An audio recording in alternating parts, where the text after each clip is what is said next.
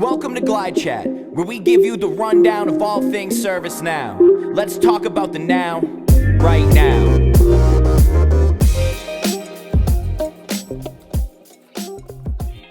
Welcome to another episode of GlideChat. My name is Mike Lombardo, CEO, founder, GlideFast. I'm staying with John Else, the Director of Solution Consulting for EMEA. John, how are you? I'm good. Excited to be in Boston. Yeah, first time or? First time in Boston. No way. What about the U.S.? I've covered lots of the US. Okay, Yeah. all right. What's your favorite part of the U.S. before Boston? Because I know Boston's now your favorite. I'm a big fan of Palm Springs. Palm Springs in Cali. Yeah. So I was out there.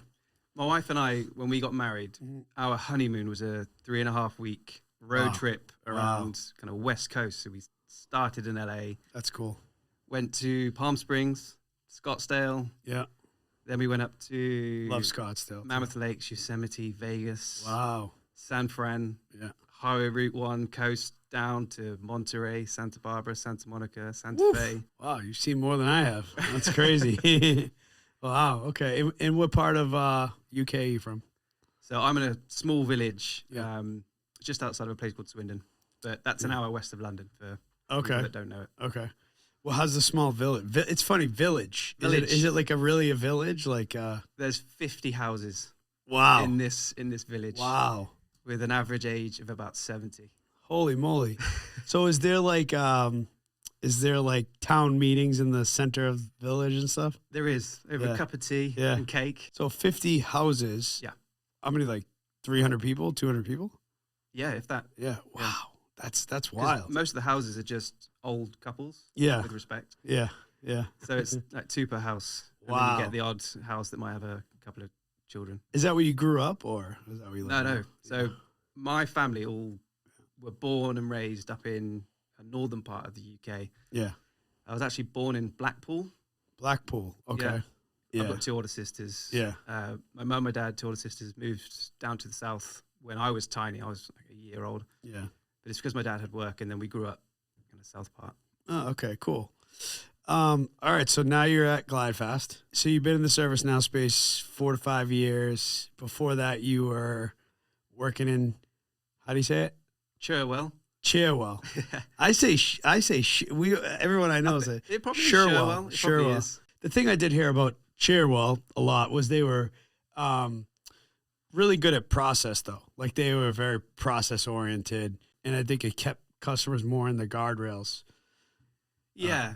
I would say, it was good to a point, and it lacked maturity in areas. Yeah. And that was its limitation. So, Yeah. living in that world and competing or trying to compete Yeah. against ServiceNow, you realize very quickly you're up against a beast. You're up against, people that are pushing boundaries, Yeah. software that's doing something different, and it's not really a competition. We think it is, but it's It's not. not. And it's funny because I don't see anybody in the rear view either.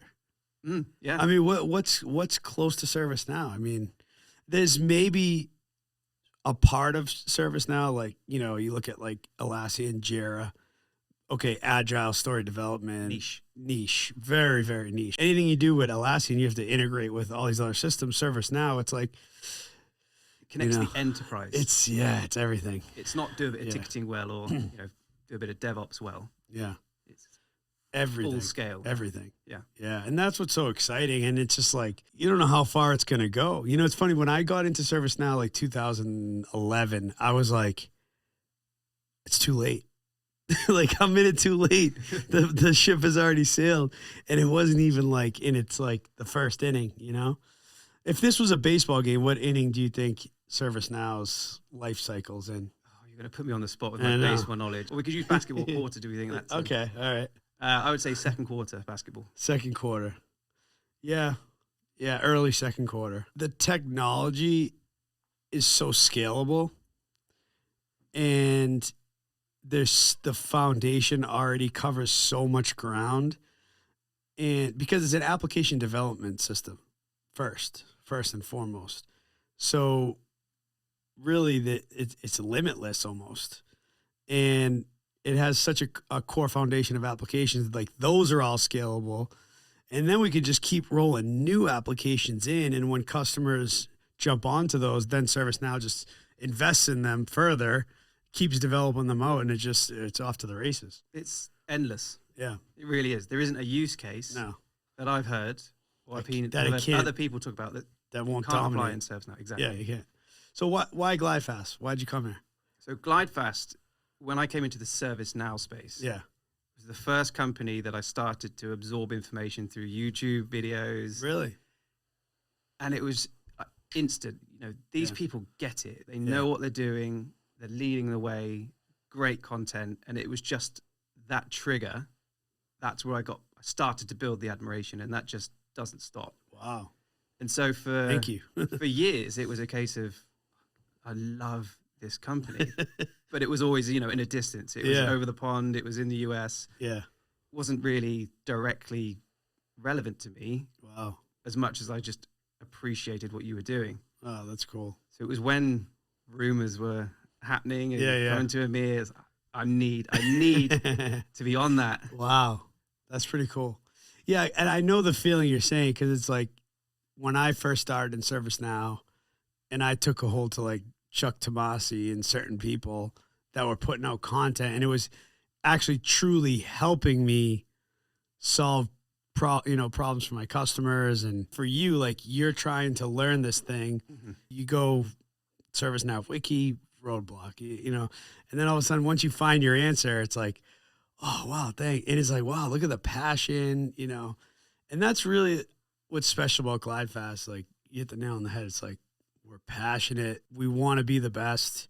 We want to share that knowledge. We want to see customers get the most out of the platform. Yeah. And for me, it wasn't just his information. Yeah. Like, when I was looking at GlideFast content, it was a unique perception and a spin on the information. It wasn't just information to listen to. Yeah.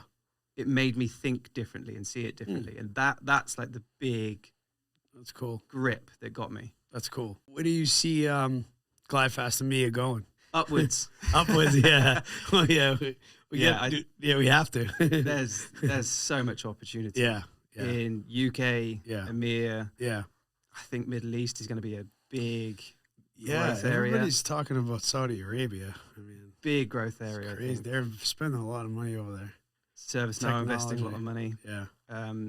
It will have its challenges, but definitely a space to be part of, I think. I think they're going to be almost one of the biggest customers in a year here. It doesn't surprise me. You look at what's happening in the Middle East, the rise of Dubai and Abu Dhabi and Al Saudi. Yeah. These are people that are wanting to be at the front of things in the world. And they're not going to do that if they ignore, software like ServiceNow. Yeah, because this is the next generation too. I'm sure the last generation was probably old school. The new generation's like, we need technology, we need to invest.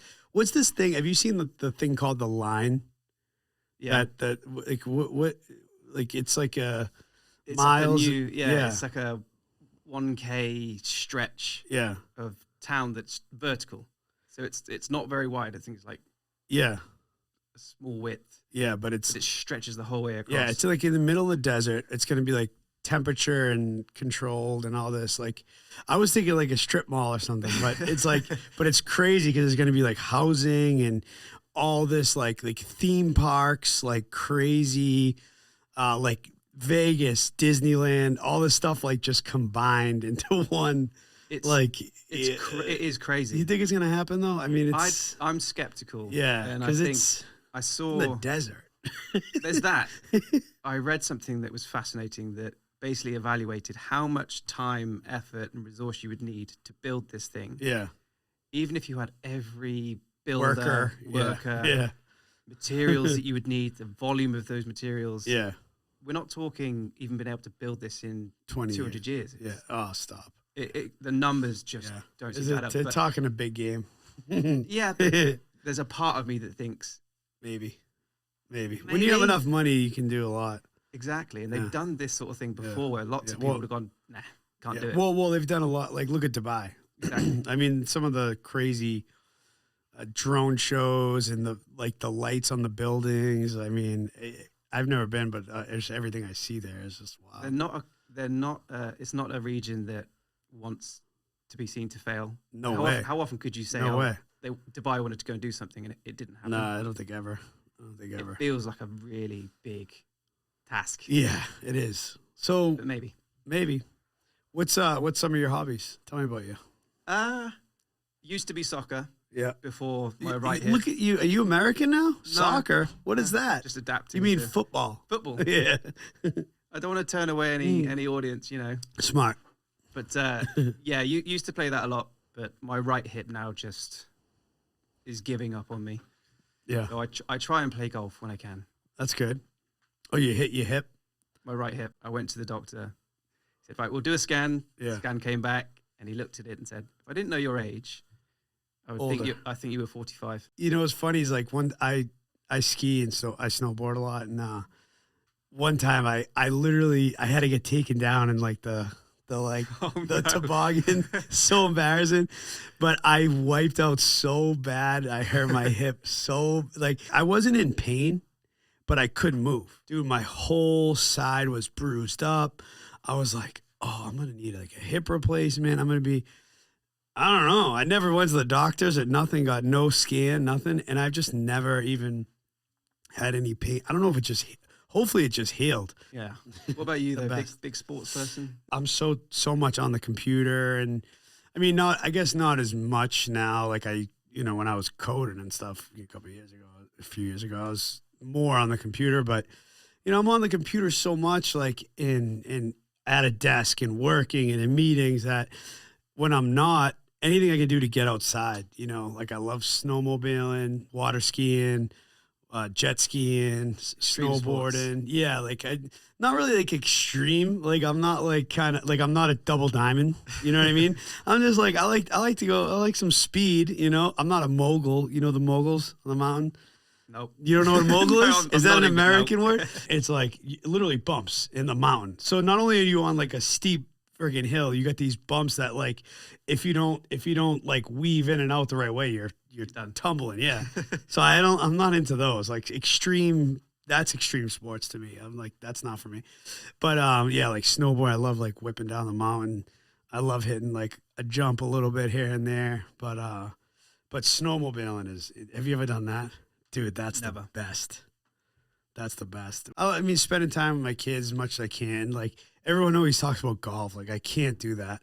It's just too time consuming, It's too time consuming. I already travel so much for work, Someone that likes speed. I can imagine you don't want to spend 4 hours walking around. It's friggin' awesome though. It's beautiful.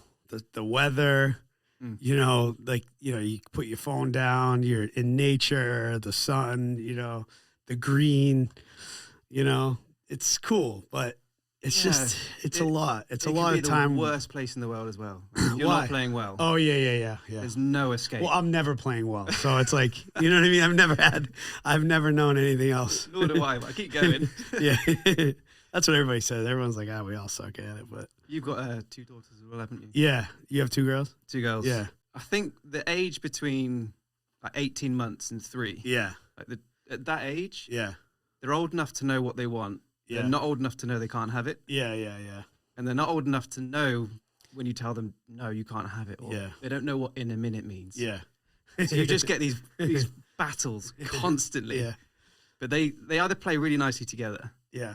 Or they just don't go at each other. Yeah. I think as they get a little older, they'll probably get along better. I think it's tough for my 10 and 6 because, the 6 wants to like hang out with the 10-year-old and stuff. And she's kind of like, she's like, it's like, oh, it's boring. I don't want to do that. Are they at the same school? No, right now we're homeschooling.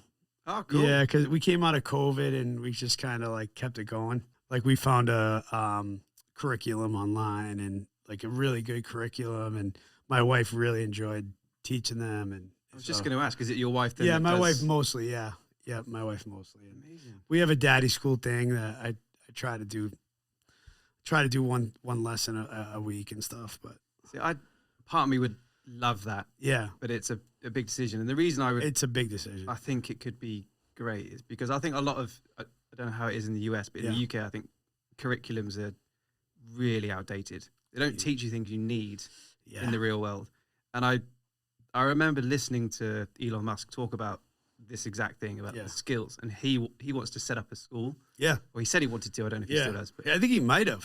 He was talking about we're not going to go in there and teach them, Pythagoras theorem. Yeah. not relevant. Teach Useless them how stuff. to learn skills Yeah. that they need.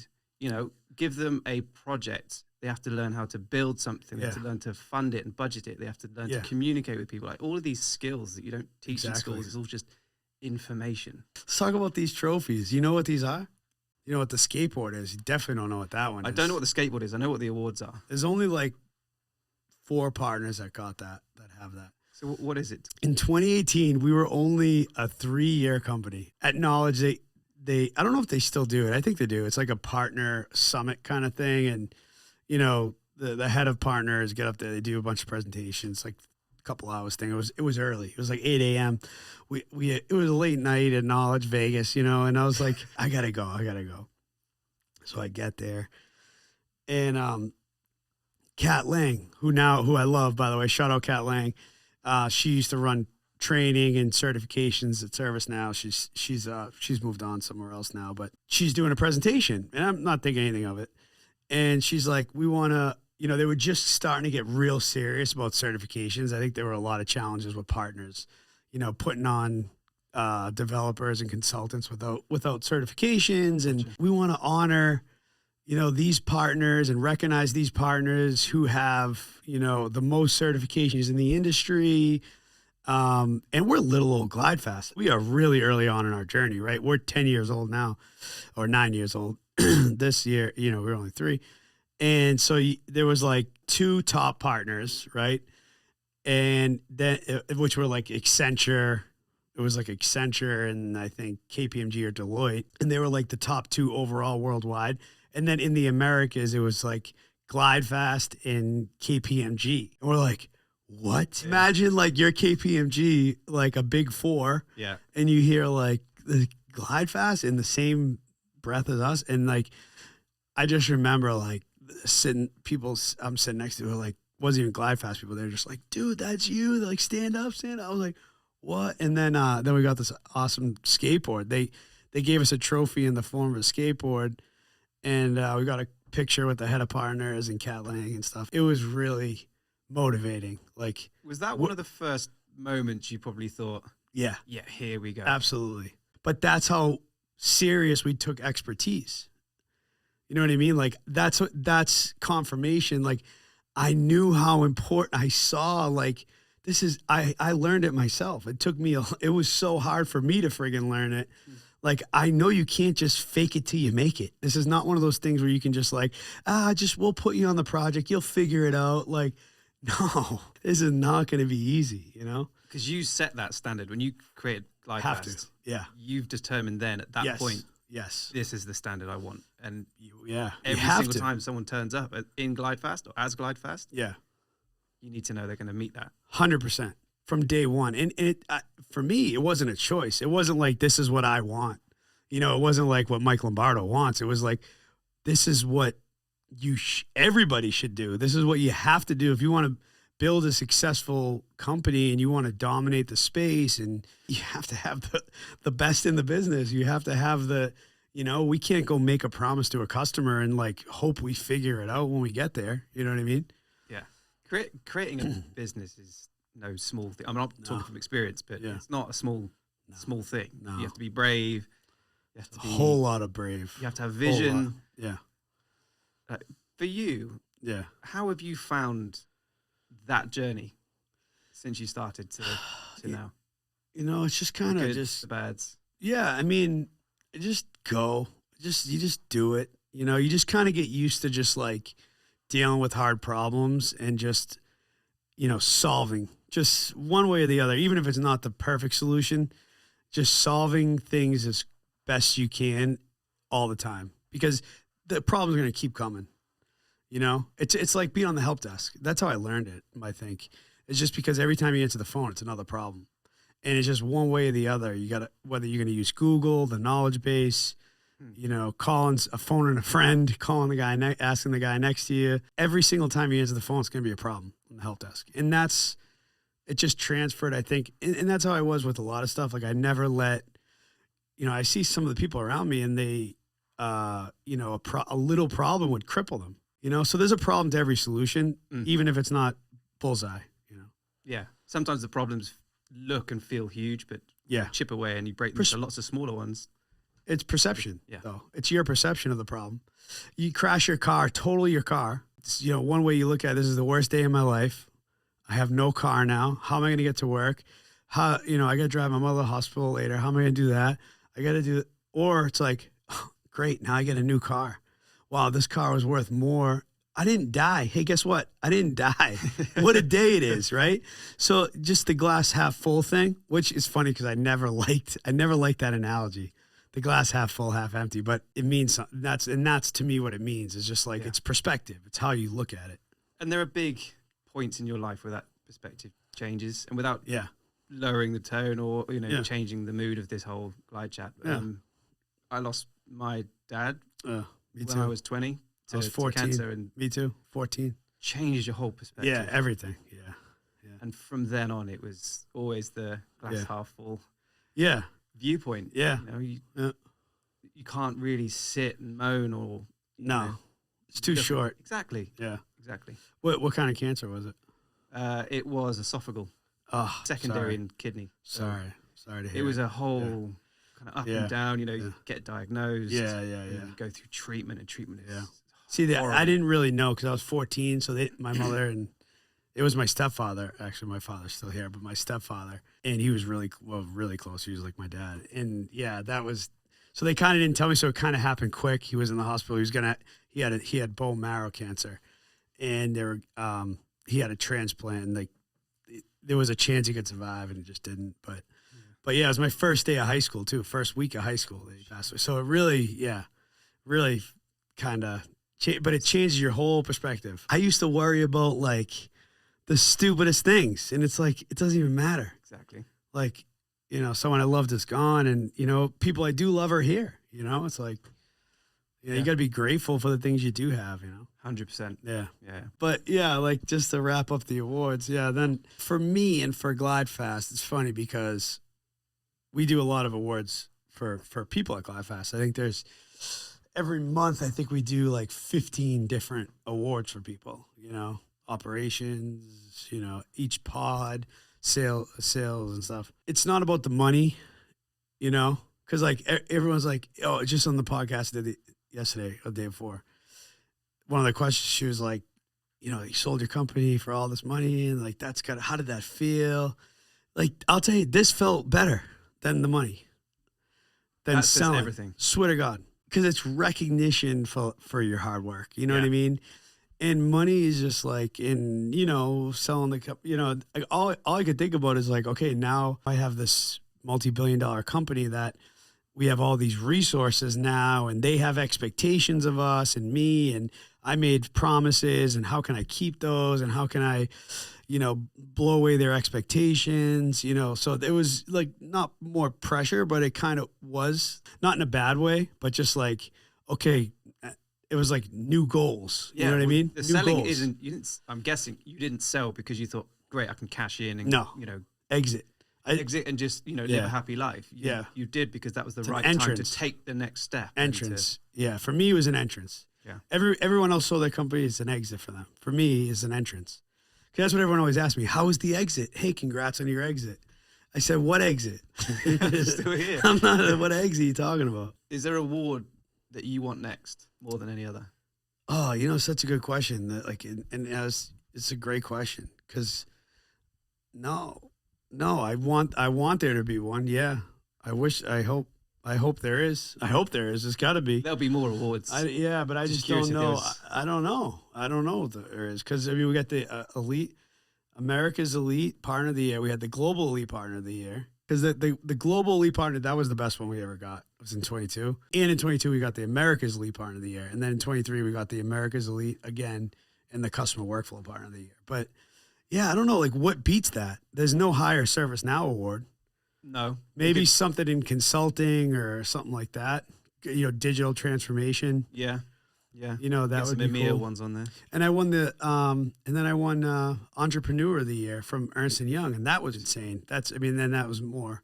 Actually, it really wasn't me. It was GlideFast's win. My name's on it. Like it's, but that was all of GlideFast. That was the founders. That was me. That's the team. I didn't win the global one or the United States one, but I won it regionally for New England. So I don't know. Like, I don't know what else is out there that. There might even be some awards out there that aren't even there yet. Yeah, exactly. That's the hope. Maybe they create a new one. Create a new one for us. Yeah. That's next level. EMEA. Hey, EMEA. I'm excited for the EMEA one. There we go. That's what we need. Yeah, there's space on there. Yeah.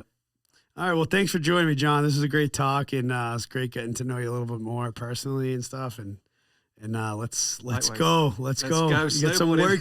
Yeah, we might. All right. Talk to you later. Cheers. Do you have a topic in mind that you'd like to discuss? Reach out to us at glidefast.com and subscribe to our podcast for new episodes. Thanks for listening.